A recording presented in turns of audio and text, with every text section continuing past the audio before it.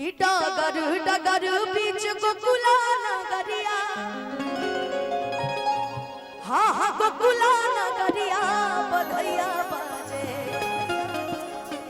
हाँ बधैया बाजे बाबा नंद के दुआरिया बधैया बाजे।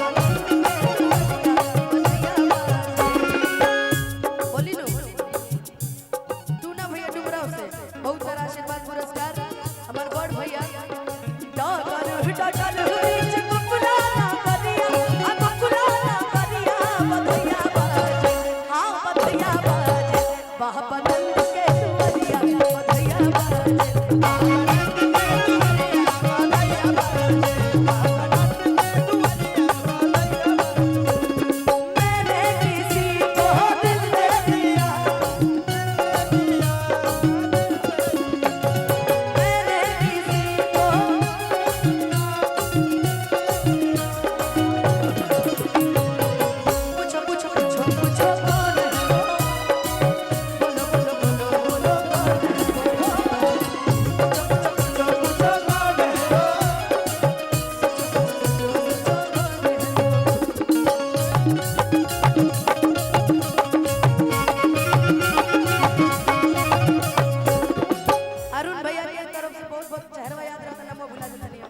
चंदन भैया हमने के बीच में बनी, अच्छा हमने के बीच चंदन भैया, अरुण भैया, कल्लू जी, सबके तरफ से बहुत सारा प्यारा आशीर्वाद हमारे गोलुओं की दे दी। हमारे देखो पैसे बेचारा आयो दादा राजा जी लुटा